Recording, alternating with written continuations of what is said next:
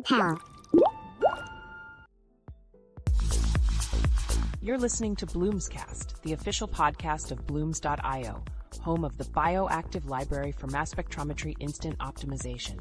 Let's dive into the latest in natural chemistry, bioactive discovery, and the future of lab innovation. Today we're digging into the molecules of a really interesting plant, Kaff Maryam. That's Anastatica hierochuntica, sometimes called the Rose of Jericho. Right, one of you pointed us towards some research looking at its chemistry with some pretty advanced tech. So yeah, let's get into it. Yeah, think of it as molecular exploration. We're using modern phytochemistry to see what's actually inside Kaff Maryam.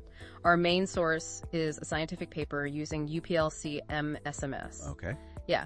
Looking at the bits of the plant that grow above ground, it's a method that lets us see the individual chemicals. Kaff Maryam. It sounds quite exotic. What exactly is it, and why look so closely at its molecules? Well, it's this small desert plant, an annual actually, belongs to the Brassicaceae family. Oh, like mustard and broccoli. Exactly, but the really interesting part is its history in traditional medicine. It's been used for ages, not just in Egypt, where it grows naturally, but all over the Arab world, parts of Asia, Africa, even showed up in Europe historically. Traditional Egyptian medicine especially used it a lot. Yeah, the notes you sent mentioned uses for liver support, digestion, blood pressure. Quite a range. It is. So with this deep dive focusing on the LCMS data, what are we trying to figure out? Good question. Based on the study, we want to know, what specific chemicals does this high-tech analysis show are in Kaff Maryam? And importantly, how might those chemicals explain one of its traditional uses, specifically wound healing? Okay, wound healing. And this technique, UPLC-MSMS. Can you unpack that a bit? What does it actually tell us? Sure. So UPLC-MSMS, it's a really powerful combo. Think of the plant extract as a super complex soup of ingredients. The first part, UPLC, that's ultra performance liquid chromatography, it acts like a very, very good filter or sorter. It separates all those different ingredients out. Okay, separation first. Right. Then the second part, MSMS tandem mass spectrometry, that's the detective. It weighs each separated ingredient very precisely, that's its mass. But it also gives it a little push, energetically speaking, and sees what smaller fragments it breaks into. So it breaks them apart too. Yeah, and those fragments are like a fingerprint. The tandem part just means it does this mass analysis in a couple of stages, which gives researchers more confidence about what they're seeing. So it's not just a blur of compounds. They could actually pick out and name individual molecules. Precisely. And they did this using both negative and positive ion modes in the mass spec. Why both? It's like using different lights to see different details. Some molecules show up better in positive mode, others in negative. Using both gives you a much broader view of what's there. Just in the negative mode, they picked up 48 distinct chemical signals, each one likely a different metabolite. 48? Wow. That sounds chemically busy. It is. And they found several major types of compounds. Like things like glucosinolates, flavonoids, flavulenions, neolignans, and also some fatty acids. And here's a key point, especially for, uncovering hidden details. The researchers state this is the first time anyone's done such a comprehensive analysis of Kaff Maryam's active components using this specific UPLC-MSMS method. Really? The first time? With such a long history of use? Yep. It's like we're getting the clearest molecular picture, the most detailed fingerprint we've ever had for this plant. That's fascinating. Okay, let's look at some of these chemical groups. You mentioned glucosinolates. That rings a bell. Is that the broccoli connection again? Spot on. Glucosinolates are definitely in those cruciferous veggies. In Kaff Maryam, they tentatively identified two main ones, glucoaberrin and glucoberberin. Glucoaberrin had actually been noted before in this plant, but this study gives us much better evidence and characterization. And how did the mass spec help them pinpoint these specific ones? Okay, so they look at the exact mass to charge ratio, its molecular weight, essentially. But even more informative are the specific fragment ions it produces in that MSMS step. The fingerprint pieces. Exactly. It's like identifying a specific model of car, not just by its overall size, but by the unique shapes of the bits if it were in a collision. For these glucosinolates, they looked for specific matter-signatures, like a fragment at Mills 259, which points to a sulfated sugar part, or one at Mills 97, which indicates a sulfate group HSO4. Got it. Chemical breadcrumbs? That's a good way to put it. The paper's supplementary figures actually map these out. Okay, makes sense. Next category, flavulenions. What are they and how do they link to wound healing? Flavulinions are a class of phenolic compounds. The ones they found here were isomers of silymarin. Silymarin, I've heard of that. Isn't that from milk thistle? It is. Good catch. Here they found silicristin, silibin A, and isosilibin A.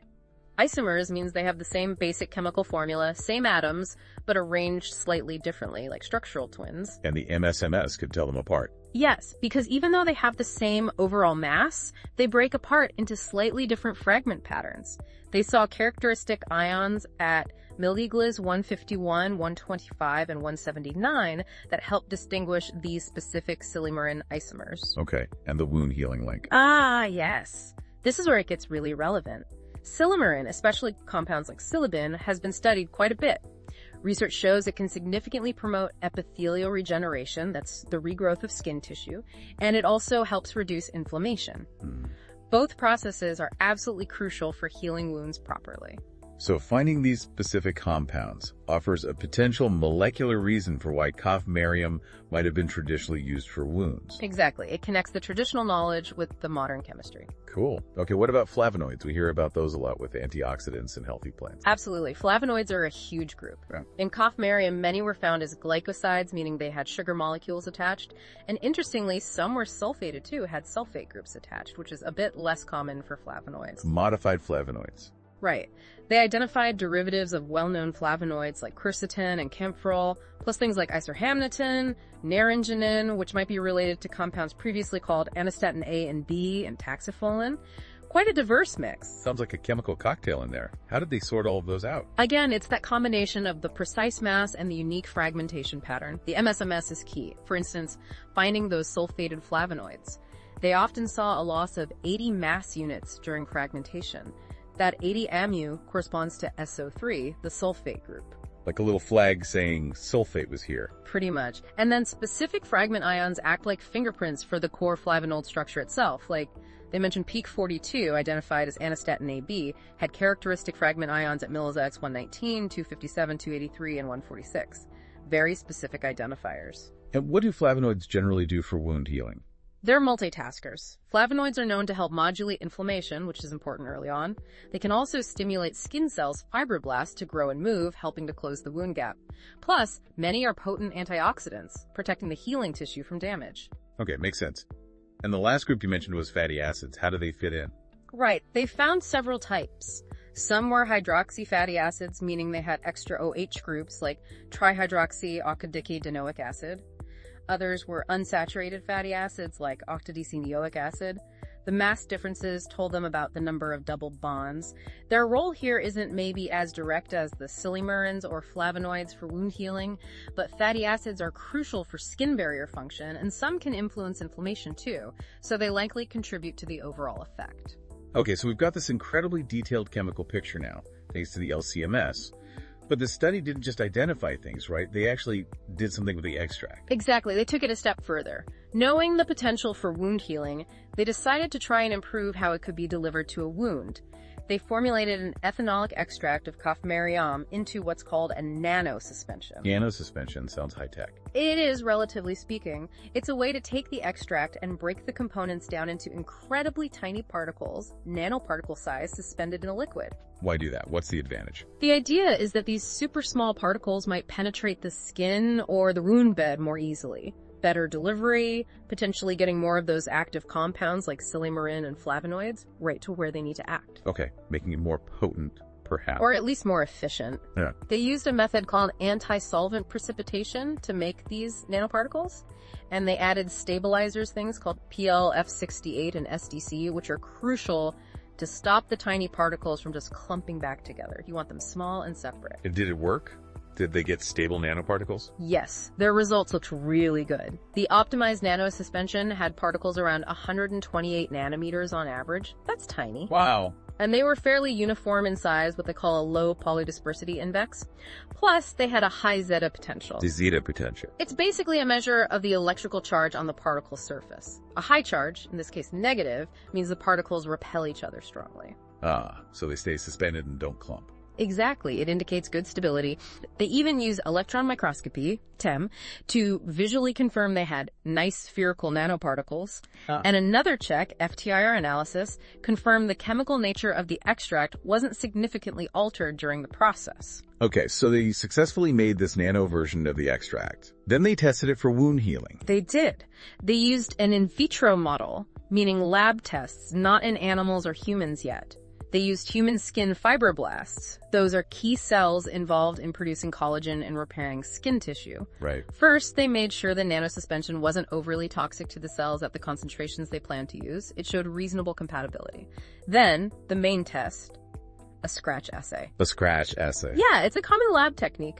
You grow a layer of cells in a dish, make a literal scratch or gap through the layer, and then you add your test substance, in this case, the pure extract or the nanosuspension. You then watch how quickly the cells migrate and grow to close that gap, mimicking wound closure. Okay, clever. What happened? Did the nano version make a difference? It made a big difference. Both the regular extract and the nanosuspension helped the cells close the gap faster than doing nothing with the control. But the nanosuspension was significantly better. How much better? After 72 hours, the scratch treated with the nanosuspension was basically completely closed, 100% closure. The pure extract group only reached about 80.5% closure in the same time. And the control group, only about 12.5%. Wow, 100% versus 80%. That's quite a boost. It really is. The difference was statistically highly significant according to their analysis. The cells just moved in and filled the gap much faster with the nanosuspension. Why do they think the nanosuspension works so much better? The main hypothesis is improved cellular uptake. Those tiny nanoparticles likely get absorbed by the fibroblasts much more readily than the components in the standard extract. Better delivery again. Right. Better delivery leading to a stronger effect from those bioactive compounds. The silymarins, the flavonoids probably working together synergistically. Okay, so let's pull this together. This deep dive into the LCMS data has shown Kaff Maryam is just packed with interesting chemicals, many with known links to processes involved in wound healing. Yeah, a really complex phytochemical profile. And then turning that extract into a nanosuspension seems to dramatically improve its ability to promote wound healing, at least in these lab tests. Exactly right. The study is novel on a few fronts. The detailed chemical profiling with UPLC MSMS, the creation and optimization of the nanosuspension itself for this plant, and then demonstrating that enhanced in vitro wound healing effect. It definitely puts some solid science behind the traditional uses, doesn't it? It certainly provides strong supporting evidence and a mechanistic basis. And the authors correctly say, the next logical step is in vivo studies testing in actual living systems to see if this translates to real clinical benefit for managing wounds. It's a really promising direction for herbal medicine research. It really makes you think, though. We looked closely at this one plant, Kaff Maryam, with its long history and now this fascinating molecular data. How many other plants used traditionally around the world might be holding similar secrets? Complex chemistries with real therapeutic potential, just waiting for these modern techniques to reveal them. That's the exciting question, isn't it? There's likely a vast, untapped library of natural compounds out there. Definitely food for thought. Well, thanks for walking us through the molecular world of Kaff Maryam today. My pleasure. Fascinating stuff. Thanks for tuning in to Bloom's Cast, brought to you by Blooms.io. Stay curious, stay connected, and we'll see you next time on the frontier of natural product innovation.